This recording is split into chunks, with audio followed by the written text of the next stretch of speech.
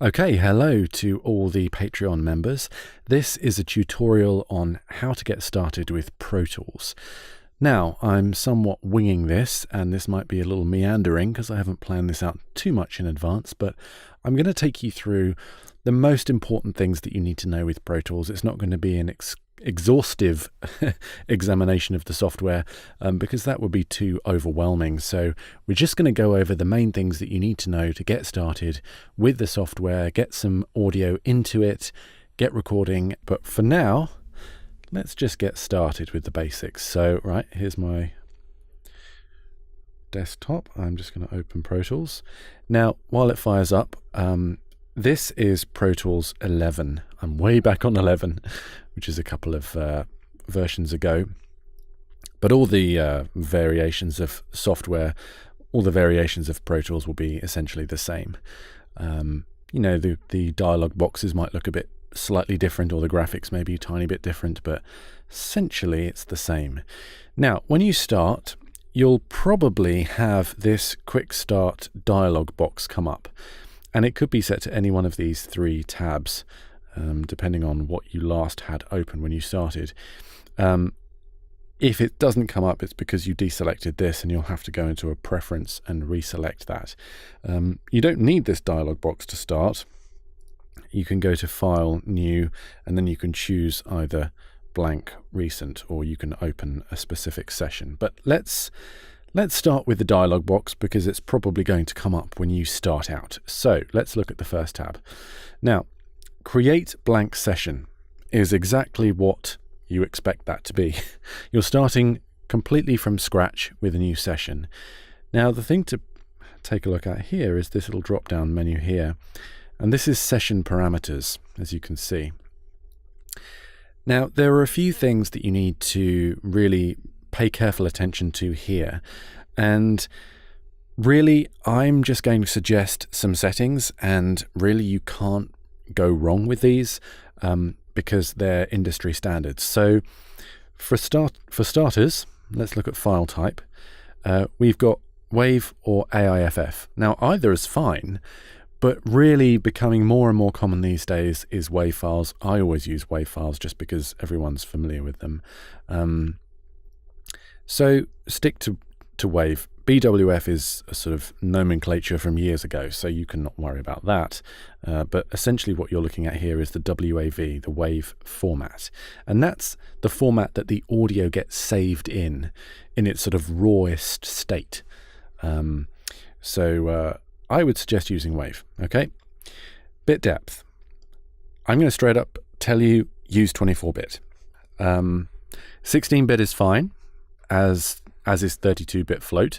But really, 24-bit will capture all the data you need and sound great in any application, and you'll never be asked for anything higher than 24-bit. 32-bit is the absolute maximum you'll ever be asked for, but I've never been asked for it in 10 years of doing this job. So 24-bit and sample rate, I would say 48K. Now, the reason, if I click on it, you can see the options here.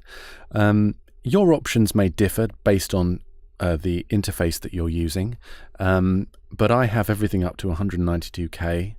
44.1 is actually absolutely fine for VoiceOver. It's perfectly acceptable. You never really hear the difference between 48 and 44.1. But broadcast standard is 48 kilohertz, and that's the same for video and film and things, and 24-bit depth. So frankly, if you're recording at 24-bit and 48K sample rate, you can deliver the highest quality to your client or to the producer. And if they require anything lower than that, you're covered because you've got that higher quality that you can always go down from. Now, I/O settings, I would stick to last used. Now, if this is your first time, you don't nearly need to worry about that because you're going to be setting this up in a minute. But for every subsequent time, so long as you're using the same interface and you're plugged in the same way, you're just going to keep that consistency, and you're not going to need to mess with that every time you start.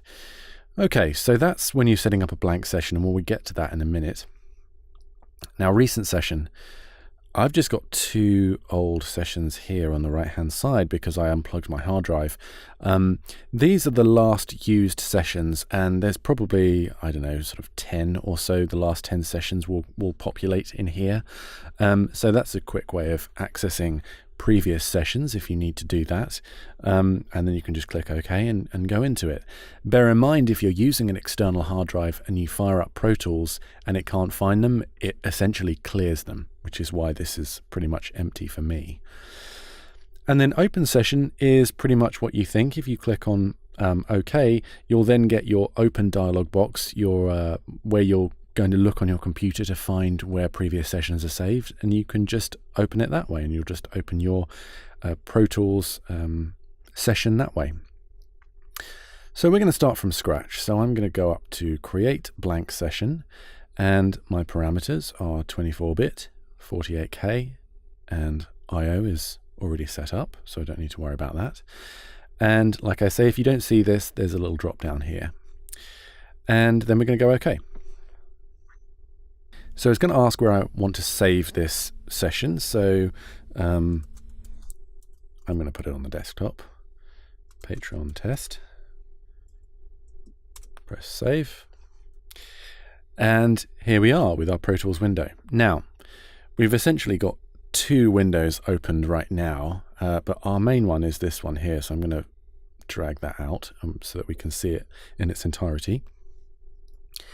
Now, what's going on here? There's a lot of buttons and switches and screens and words and numbers, and it looks very confusing when you first fire up.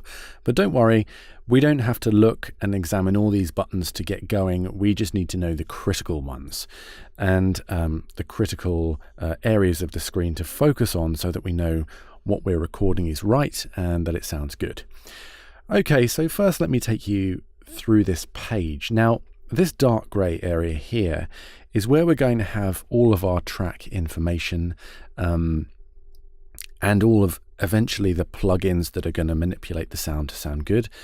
And then on this lighter grey side here, with the time going from left to right at the top here, is where the audio is going to live. Now, it will make more sense when I actually get recording in a second, and you'll see. But those are the 2 main areas where you're going to be manipulating the audio. Now up here we have our transport controls, which are pretty obvious: record, play, stop. And then we also have this, which is a sort of floating version of that, which I use a lot. Now it may look more like that, or it may be a different organization. You can just choose what to switch on and what to switch off on that little arrow on the right hand side. I like to have it all there so I can see, particularly if I'm using a second monitor. I put this over on the other screen so that I can see everything, and you've got your start points and end times, and you can do count-ins and all this kind of stuff, which is not so useful for VoiceOver. It's more about, that's more to do with music and things. But you've got a little level control down here, which is always useful to see, and that's mirrored up here as well. And then these 2 screens here, this switches the grid on and off. You'll see that when we actually record some audio. And then here is your sort of timing and all that control. Now, this may be, it's called the counter. Okay. This may be useful for you, but frankly, when you're starting out, it's not hugely critical. This area here is to do with essentially your mouse functions and how you can manipulate the audio and do it in a sort of expedient way. And, there's a lot of different settings here that we're not going to get into today, but I'll show you some critical ones in the next video when it comes to manipulating the audio. And this section here is to do with how we view the waveform once we've recorded it. So this zooms up and down and zooms the tracks up and down. And these here are just presets. So we can go through that in a little while as well. And then this is a fun little grid here, these sort of 4 squares. This will make sense again when we get into the editing portion of this tutorial.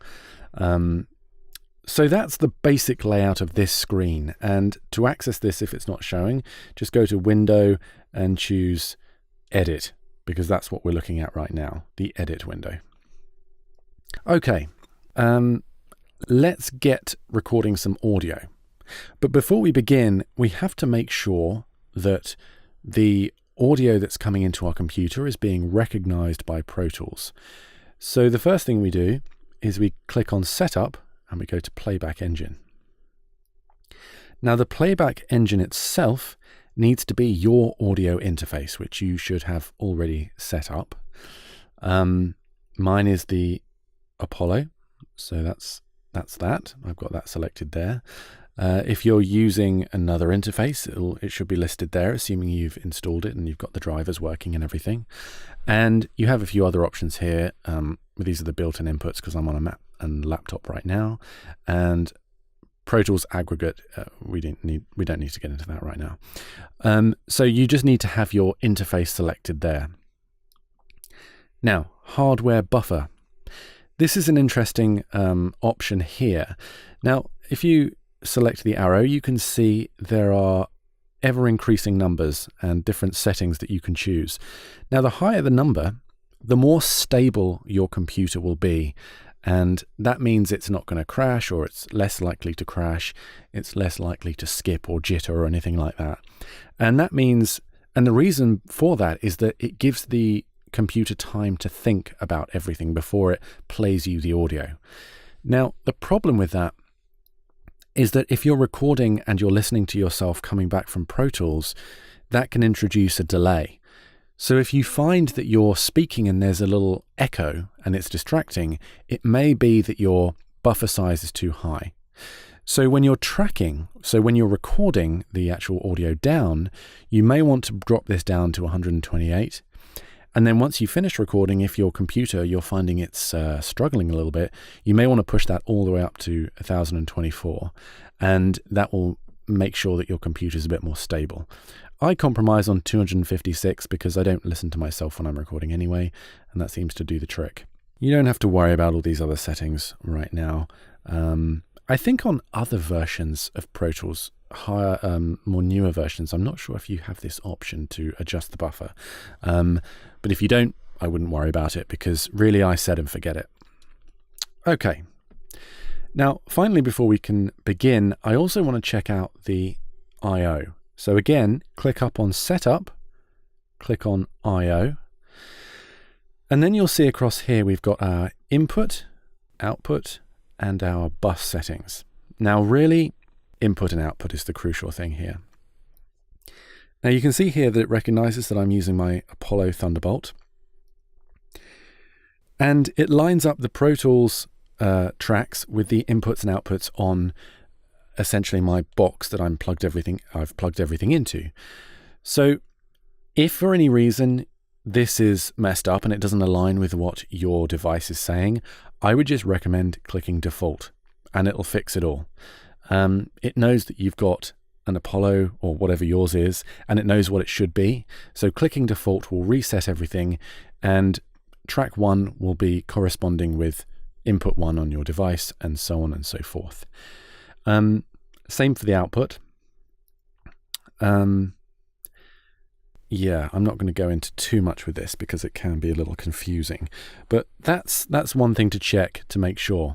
Now, really, the first time you use this, once you've set it up, and so long as you have that last settings used dialog box checked or selected in the welcome dialog box, you won't need to mess with this pretty much ever again unless you want to get under the hood and start moving things around and renaming stuff. So really, once you're set up with that, you're ready to go. Okay, so let's start recording. So the easiest way to do that is to go Track, New, and then we have another box here that pops up. So if we're recording one microphone, we need one mono audio track. Pretty straightforward. I'll give you the options. You can have mono or stereo, but it's one microphone, so we just need mono, and it's audio, and in samples is fine. If I wanted more than one, so I might select 3 here, that's going to populate this window with 3 tracks. I'm also going to press the plus here, and I'm also going to select 1 and I'm going to change that to stereo, and I'm going to drop this down, and you'll see we've got a few more options. I'm going to choose master fader, and then I'm going to click create. Now what we have here is we have 3 tracks, 1, 2, 3, and our master. And what this master track is doing is it's showing what's coming out as the sum of these 3 tracks here. And that'll make sense in a little while. So I have my microphone here. I'm going to mute this so that you don't get an echo. I have this set up. If you click on I/O, actually, you may not see these. So let me just quickly show how I've got this track set up. These tracks, as you can see, are mirrored. So they've got the controls here, the record arm, the solo, and the mute. And this is what we're viewing on the track itself. This is automation, so we don't need to worry about that. But so this is the track. We've also got a little fader here.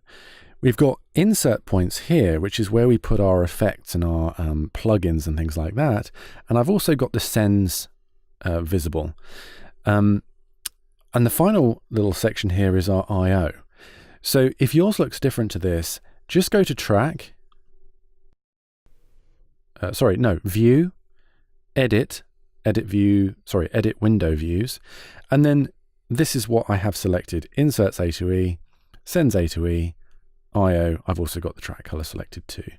But you can toggle things on and off to your heart's desire to show what you want to see. But this is what I always want to see is the basic controls here, my inserts, my sends, and my I/O. Okay. Now, under I/O, you've got this little gray box here. Click it, and then scroll across to your interface. Now, this microphone that I'm currently speaking to you on is plugged into mic line 1. So make sure that's selected. And then, like I say, I'm muting this because otherwise you're going to hear 2 versions of the audio playing and it's going to be slightly offset because I'm doing this screen recording. But if I select arm, 1, 2, 1, 2, you can see the level. It pops up. You can see I'm getting a signal. And at that point, we're pretty much ready to go. I'm a bit loud. You can see it peaking there. So if I wanted to record a second track, it automatically defaults to going mic line 2, but I don't actually have a microphone plugged in. So maybe someone else was recording on the different microphone and this would be perfect. And so on and so forth. But I only need to record 1 track right now. So let's see what happens. So the track is armed, it's flashing red, and I can see that I've got a level there, which is good. So I'm going to use the transport down here, or I could use it up here, but I'm going to go down here. I'm going to press record, and that's in ARM mode now. Now you may hear my fan come on because it's working quite hard with Pro Tools and the screen sharing software, so that's not ideal. But right now I'm going to start recording. This is a test of the audio for the Patreon Pro Tools tutorial video. Stop. Okay, I kind of screwed that up, but it's fine. So you can see there we've got our little box and it's got the waveform within it. So now I can unmute it. Actually, let me take it out of record arm like that and unmute it. And if I press play, this is a test of the audio for the Patreon Pro Tools tutorial video. Kind of slurred my words a little bit there, but it worked. And we've recorded our first bit of audio. And if I play it again, this is a test of the audio. Notice how down here it's also coming out of the master track. That's basically playing not only this, but all the other 2. So if I was to record something else, I have to make sure that we're in the right input. So that's mic line 1. Oh, mute it. And I record. Test number 2. Test number 2. And I stop. What's going to come out of here they're both muted because they're both going to make a mess when they play. Oh, I have to have them actually come out. This is a test of the audio for the Patreon Pro Tools tutorial video. So they're both then coming out of there. So you can see what's happening with both of these tracks being played at the same time. So having this master here is quite important.